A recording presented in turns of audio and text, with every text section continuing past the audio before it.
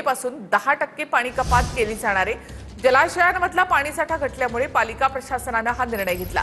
सध्या केवळ 23.52% उपयुक्त पाणीसाठा उपलब्ध आहे। अल निनो आणि कमी मान्सूनच्या शक्यतेमुळे खबरदारीचा उपाय म्हणून 10% पाणी कपात केली जाणार आहे। ठाणे, भिवंडी, निजामपूरसह इतर भागांना सुद्धा पाणी कपात लागू असेल, पण पाणी जपून वापरण्याचे आवाहन पालिका प्रशासनाकडून करण्यात आले। हॉटेल्स, व्यावसायिक आस्थापना यांना सुद्धा पाणी बचतीच्या उपाययोजना राबवाव्यात असे निर्देशही देण्यात आले।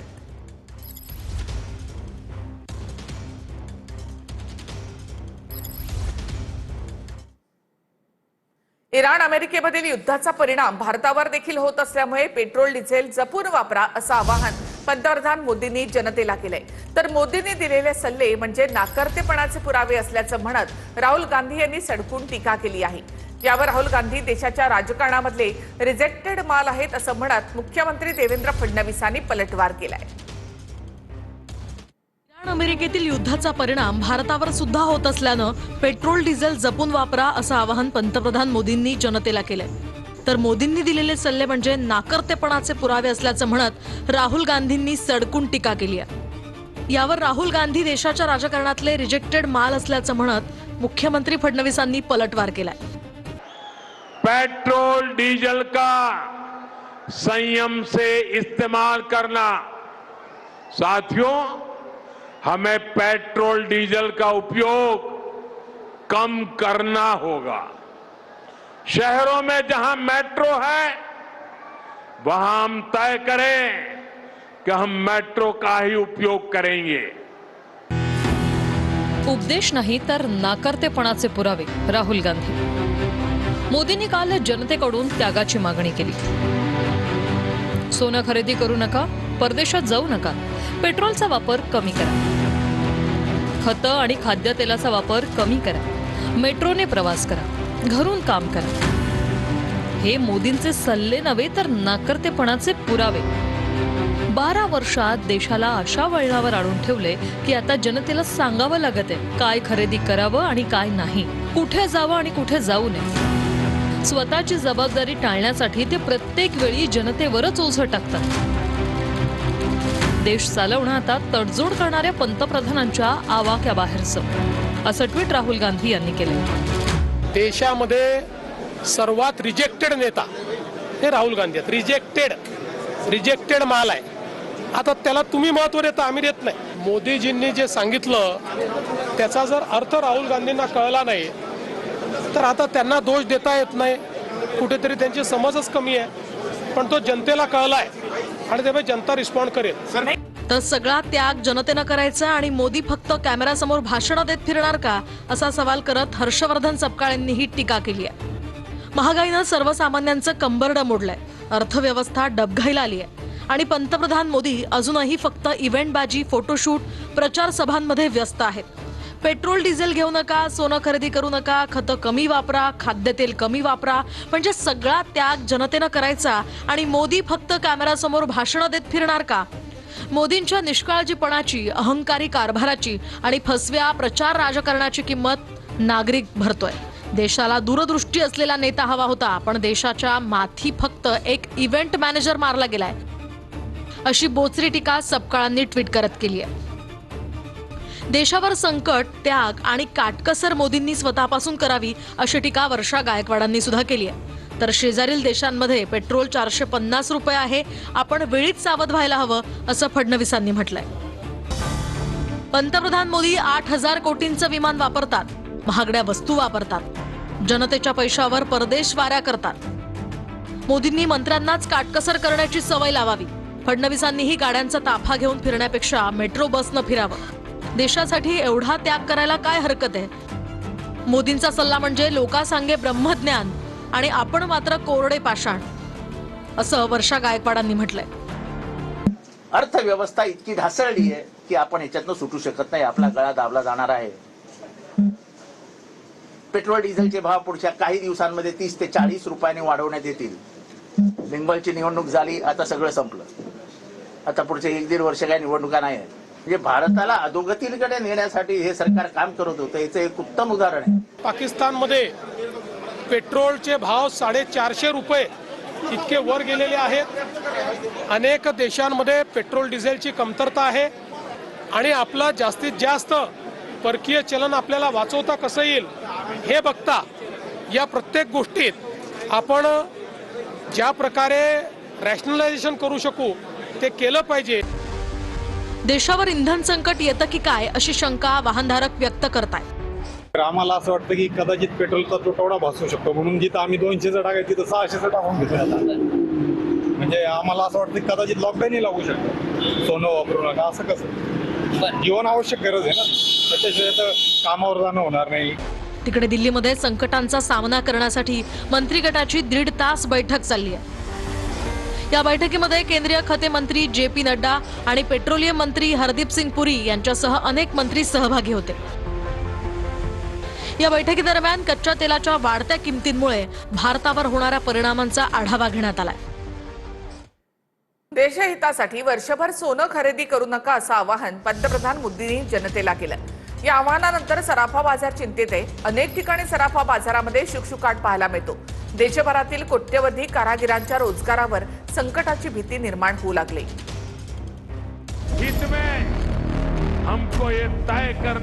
देश हितासाठी 1 वर्ष सोनं खरेदी करू नका, पंतप्रधान मोदींनी हे आवाहन केलंय. तर सोन्याच्या दरात 800 रुपयांची आणि चांदीच्या दरात 1000 रुपयांची घसरण झाली आहे.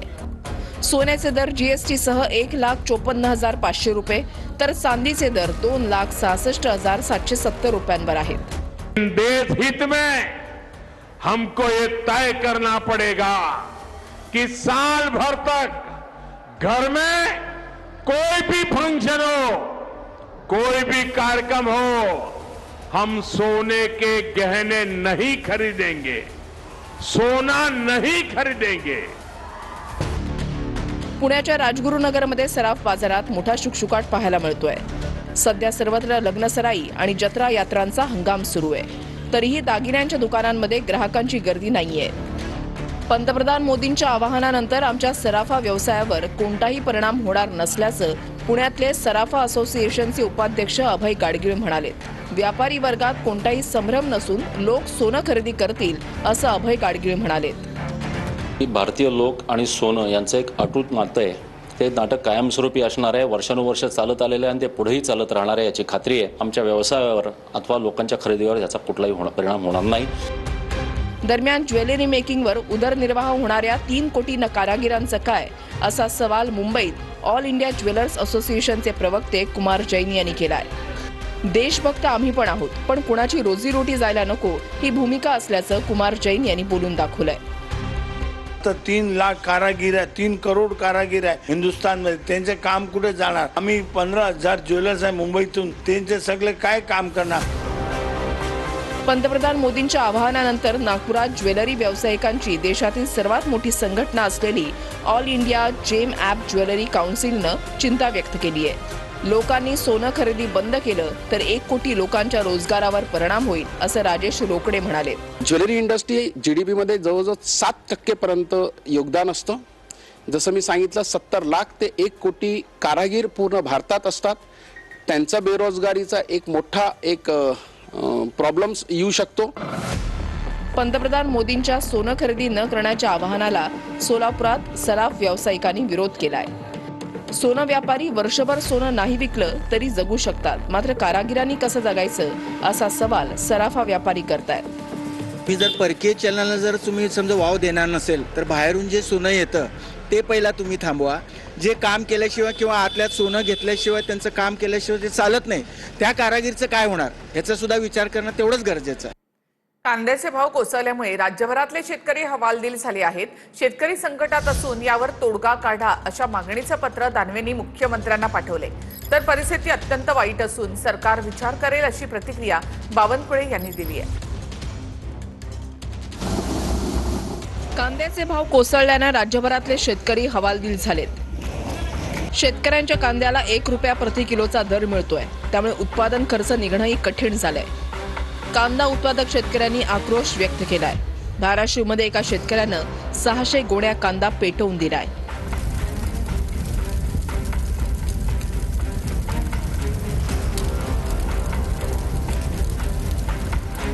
छत्रपती संभाजीनगरमधल्या एका शेतकऱ्यानं मुख्यमंत्र्यांना 1 कांदा आणि 1 रुपया पार्सल करून निषेध नोंदवलाय।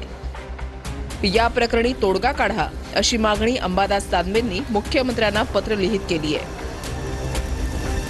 युद्धजन्य परिस्थितीमुळे जो कांदा बांगलादेश किंवा इतर देशात जायचा त्यावर मोठ्या प्रमाणावर आता बंधनं आलेत आणि त्यामुळं आपल्या देशातला कांदा हा थोडा त्या ठिकाणी घरी पडलेला आहे, त्यामुळं अत्यंत वाईट परिस्थिती आहे।